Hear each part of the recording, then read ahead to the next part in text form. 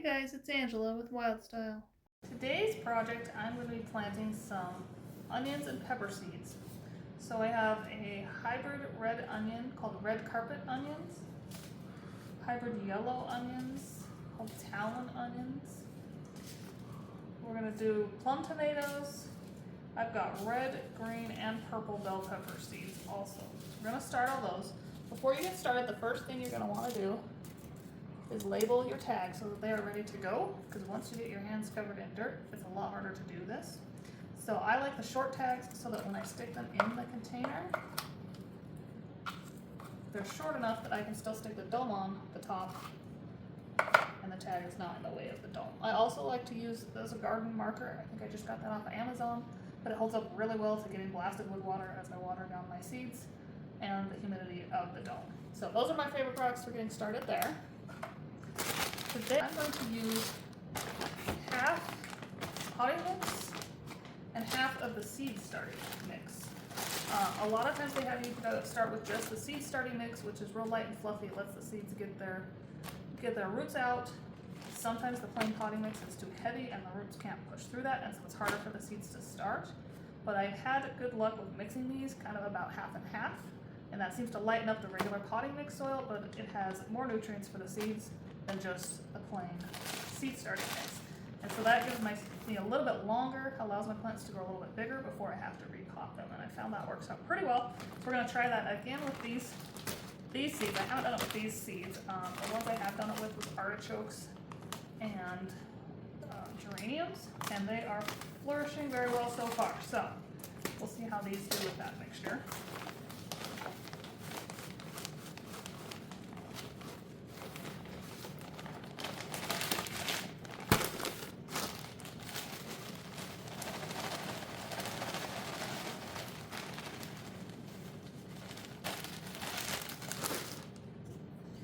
I also like to add a little bit of water to wet the soil down. Just seems like that helps the seeds get started. I'm going to need more water.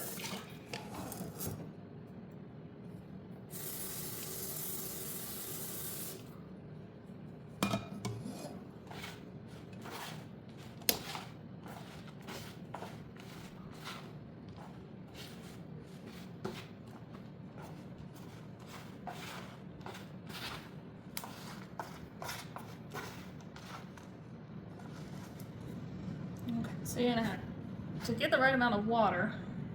It's kind of holding together, but it still feels like dirt. So I'm gonna do a little bit more water. It's getting there, but the seed starting mixes are very dry. So it seems like anytime you use that, it does take more water to get those thoroughly wet.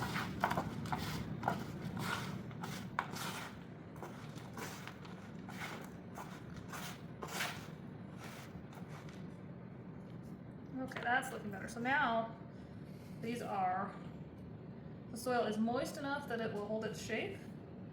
It's not necessarily falling apart, but I'm also not squeezing out a bunch of excess water. So that seems to be about right. So I'm gonna go ahead and fill up my containers.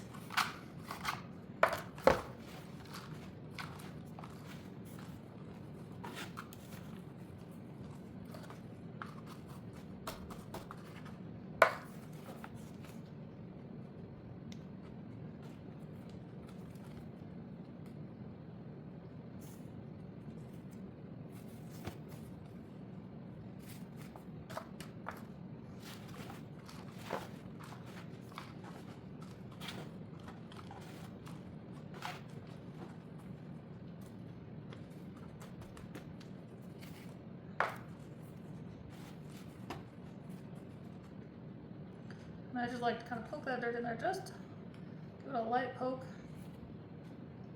Kind of compress your soil down just a little bit. And we're also making room for our seeds by doing that.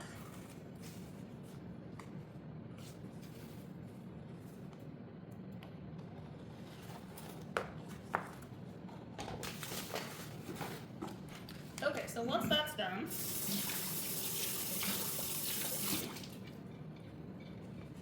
I'm gonna go ahead and get my labels and I'm gonna throw them in there.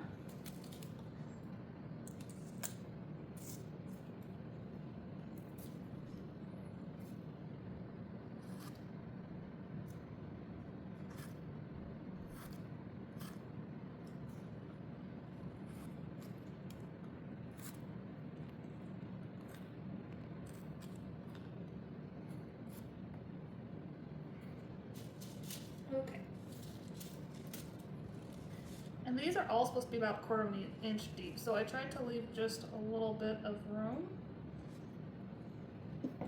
About 1/4 of an inch on the top of each of these.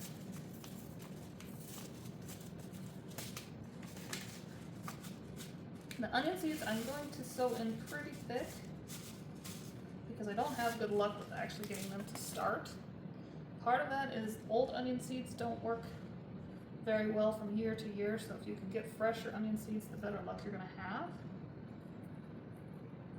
I'm going to sew these in pretty thick because I've got a lot of seeds and I don't have good luck with them in the past, but I'm hoping this soil mixture and sewing them thicker is going to give me better luck than I've had before.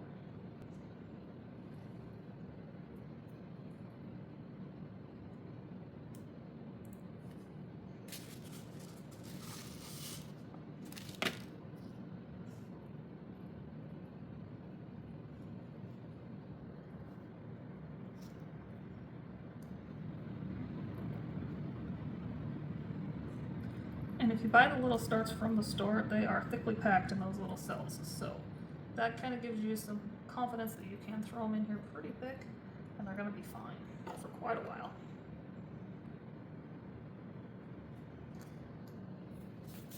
Okay, so those are yellow onions. I'm going to switch into our red ones now.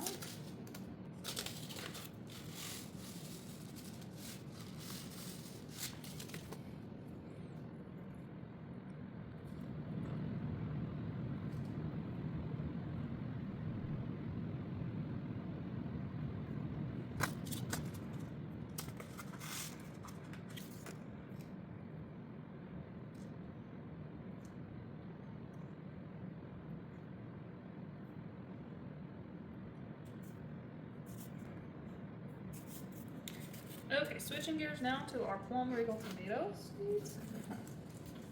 These are the same, they need 1/4 of an inch depth just like the onions do.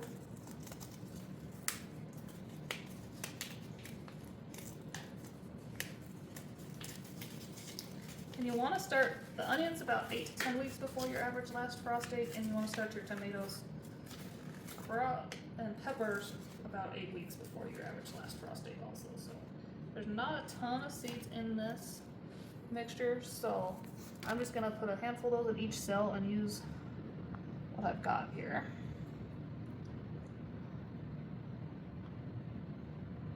I can always come back and thin them out later, but if I don't get them to germinate at this time, I've missed my chance because we have such a short growing season.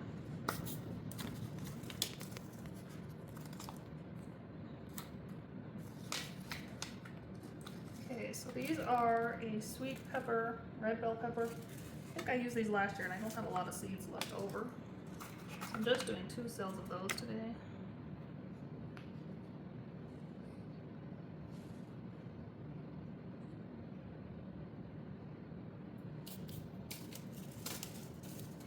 And these are some green bell pepper seeds that we actually harvested from our own bell peppers last year when we used them. So I've never used my own harvested seeds before, so this will be a bit of an experiment. So we'll try and give you updates and let you know how that went.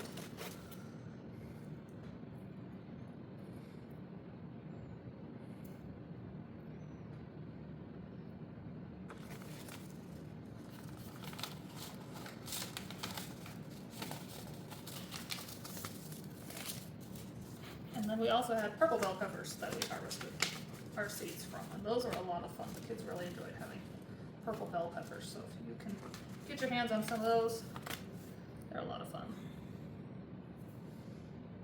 And it makes foods that you cook with just bright and colorful, really fun. Okay, so now that we've got our seeds in there, we're going to top it off with a little soil.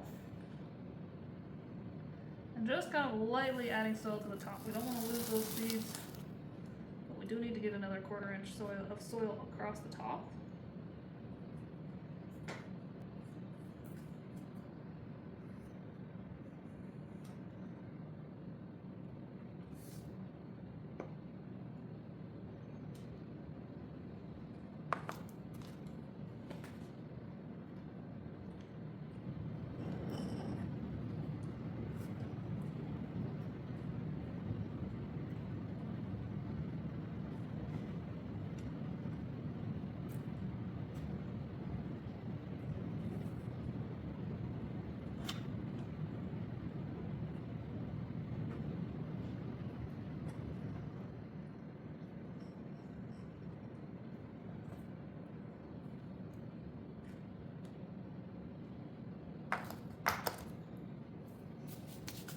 Okay, and then I also like to put some vermiculite across the top. It just seems like it helps balance out the moisture levels. So you don't get mold, as much mold growth, kind of retains the water that you do put in there for a little bit longer, and I just feel like my seedlings do better when I put the vermiculite on top.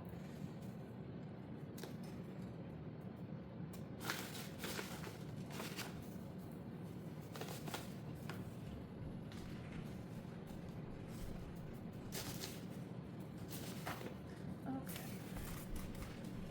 Clean up the edges. If the vermiculite falls into your soil, that's okay. Helps your soil be better quality soil, so it doesn't hurt anything there.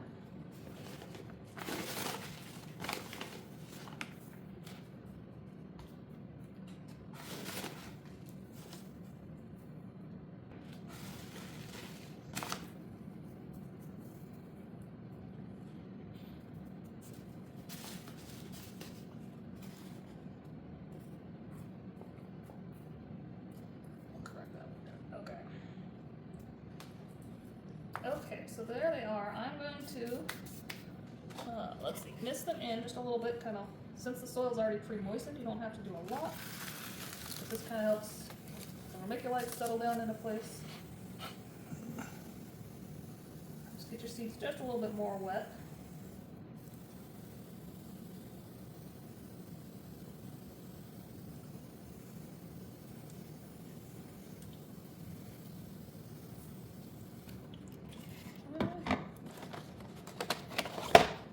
Their domes on, and I'm going to keep them under a grow light, and I'll probably put a heat mat under them as well. You don't have to for these, but a lot of times I have them on my granite countertops, which are usually very cold. That makes it harder for them to germinate. I also live in a cold climate, so it gets cold at night here, so anything I can do to help these seeds germinate will help, and so I tend to like to do a heat mat if I can. And I'll put them under some grow lights, and I'll keep you guys updated. Thanks for watching.